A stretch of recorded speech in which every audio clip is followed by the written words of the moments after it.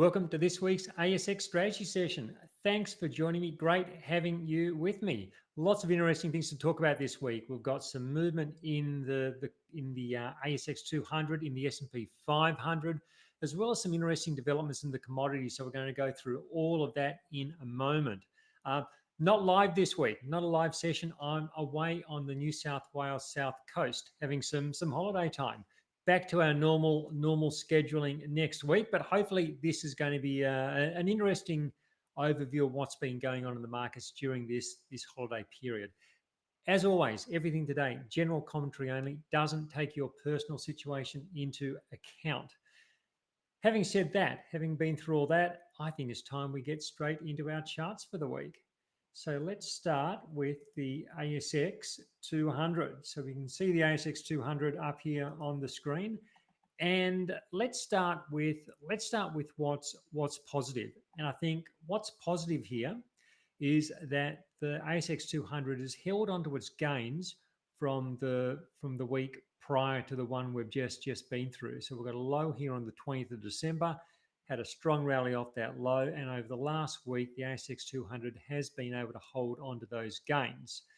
We can also put a Fibonacci retracement on, so we can use that low from 20 December, go to the high a few days afterwards, and you can see this fib zone, see this shaded area, just where price action currently is. That's a common pullback point after a strong rally, and it's positive to see the ASX 200 is holding within that area. So strong rally, shallow pullback. I think that's a positive. It's also interesting to see there has been buying of the dip. We often see this during upward phases. Markets pull back to moving average. There's interest in buying the dip. That's been the case over pretty much all of the last 12 months. Interest is coming in at buying. After several weeks of selling, that interest comes in, and that's what you would expect to see. The question, I think is, can the ASX 200 build a new platform around current levels? Can it establish a new support base, and then from there start to push higher in the months ahead? Could it be a case of something like April? If we just remember back to April last year, prices pulled back from an all-time high, got below the moving averages briefly, consolidated for several weeks, and then started to push higher within an ongoing range. But nonetheless, this was like a basing period where the market did establish a new platform for further gains. Could we see something similar now? Of course, the price action won't mirror what we saw in those months from April, but it's an example of how prices can spend several months basing before then potentially moving higher. So I think that's one of the possibilities to be aware of. I think the risk here is, the risk we need to be aware of is that what if prices stall? What if they stall around their current levels, maybe a bit higher to where they are now, somewhere within this region they stall, and they start to roll over, break below support at around 8,100 and then below the December low. That's the risk to be aware of, that the market doesn't base and instead rolls over. I want to have a look at the equal weight, the S&P 500, the ASX 200 on an equal weight basis. I think this is helpful because it takes away the influence of a few big cap stocks and lines up those 200 stocks in the ASX 200 equally. So what's happening here, what's interesting here is that the equal weight is actually struggling to get back above the moving averages. So I've got the 50-day and the 100-day moving averages on the screen, also struggling to hold this support at around 1,930. So I think the next couple of weeks here are really, really important for the equal weight. What I think we need to see, what I'd like to see, would be a strong rally back up towards 2,000, and what that would do, that would really disengage this sell cycle that's been playing out through December, which still is the dominant the dominant momentum move over the last few weeks, it does remain in force, this downward phase we've had from the December high. A move up towards 2000, a quick move up towards 2000 would really disengage that. So that's something which you would like to see. Just because we'd like to see it doesn't mean it's going to happen, but that's the sort of price action that would start to firm this picture up. The concern, I think, would be if prices if prices can't make much headway. Maybe they go a touch higher, and then we really get some sideways motion over the next maybe 2-3 weeks. This would be a concerning picture to see. The moving average is starting to roll over, and the market not being able to muster a strong rally back up towards this 2000 region. What that would do, that would open a window of vulnerability. And we can also put on the Fibonacci's here. So using the high point this time, the high point using the low point, and you can see this shaded region. This is another reason why I say I'd like to see prices up around 2000, because then that would see the prices getting up through this Fibonacci region, which is your typical retracement or pullback zone, and breaking the sell cycle. If prices do get stuck down here below the moving averages, around to beneath that fib zone, that opens up the potential for then prices to break lower. So that hasn't happened at this point, and it may well not happen. But this is the sort of price action that I think we need to be aware of and watching for. I think the uptrend here still gets the benefit of the doubt. This has been a strong upward trending phase for the last 12 months, and that still gets the benefit of the doubt. The structure has not flipped yet. So this structure which I drew in, which I think is a risk, that hasn't occurred yet.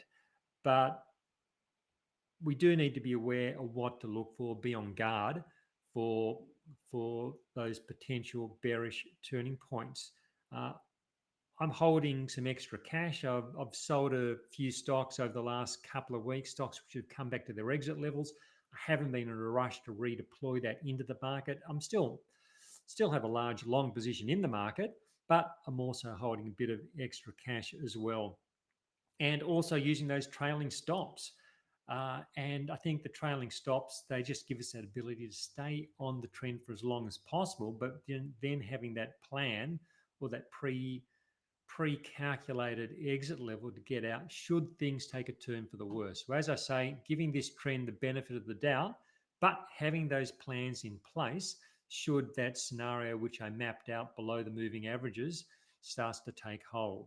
Now, if you're getting some value from this, please hit that like button. Please leave a short comment. Just, hey, thanks. The video tells YouTube you're watching. YouTube shows other people. Helps me heaps. So please do that for me. Now, let's go over to the US market. Let's have a look at the S&P 500. And so here's the S&P 500 here. And is this simply a pullback to rising moving averages, or is this a topping process which is starting to take shape? Too early to say at this point in time. But I think, look, taking the S&P 500 at face value, looking at what we have on this chart, and the bullish trend does remain in place. So these moving averages can continue to trend higher. It's the 50 and the 100-day moving averages, and prices have simply come back into that moving average region. And that's a normal part of an upward trend. We've seen this type of price action several times over the last 12 months, and you go back through history and it's just one of those things you see. Bullish trends do pull back to those rising moving averages. I use the 50 and the 100-day. I think they're really good from a medium-term perspective on whether a market's trending or whether it's not. And we've got a similar price structure when we look at the NASDAQ. So looking at the NASDAQ, we've got this same pullback to moving averages. So this doesn't look anything to be too concerned with at this point in time. The concern I have, though, It's not with so much with the S&P 500 and the NASDAQ. It's when we look at the S&P 500, and you can do this on the NASDAQ as well. You look at it on an equal weighted basis. So same thing we did with the ASX 200 on equal weight. It just lines up the 500 stocks in the S&P 500, looks at them equally rather than having those big cap stocks being the dominant force. So when we do that with the S&P 500, the moving averages are starting to turn lower. You can see them starting to roll to the downside, and price has been consolidating below the moving averages for the past 2 weeks. So this does open up a point of vulnerability. So could this structure be changing like it did in 2022? So just going back to the 22 period. So this is where we had a period of rising prices above the moving averages, bullish conditions. Prices fell beneath the averages, start to consolidate below the averages, and then that led into an ongoing decline over much of 2022. Not to say that's going to happen this time, but I say it's a window of vulnerability. This is where turning points can happen, and this is how turning points often start. Doesn't always lead down that line, but it's something to be aware of. You want to be aware of it before it potentially really starts taking hold, rather than just be, well, every dip is going to go back up, because at some point the dips don't go back up. So this hasn't happened yet, and it may not happen. At the moment, I think it's a case of just being aware of a potential change in the underlying structure of the market, and being ready to manage it if it should start to play out. I think the play here remains. I think the play here remains to stay long, but just be on top of your exits, be on top of your portfolio, be on top of stocks which are hitting exit points, and being disciplined and getting rid of stocks that need to be sold.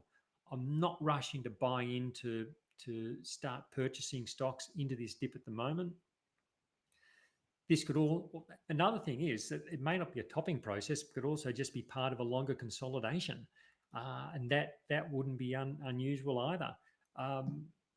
There was a lot of bullishness, post US election just a few weeks ago. I wouldn't be surprised if that, and looking at analyst expectations for the next year and such, there's a lot. I think there's a lot factored into this market at this point. A longer consolidation could take some of that bullishness out of the market, and then set the stage for stronger conditions later in the year. For me, it's a case of just using those wide trailing stops to stay with my good stocks. So I've got plenty of stocks which are still doing well. I don't want to jump the gun and start selling them if there's no need to sell them, but using those wide trailing stops, try and stay on good trends for as long as possible, but having that disciplined approach of getting out should conditions deteriorate. Now, I'm going to go on and cover the US small caps, the Aussie small caps, copper, gold, oil, and uranium in a moment. But of course, that wraps up the free section. If you're not a strategy session member, there's a link below. Click that, come on board.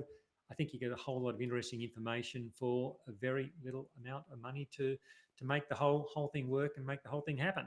So, okay, so let's jump over. Let's now go over to the. We'll start with the let's start with the Russell 2000.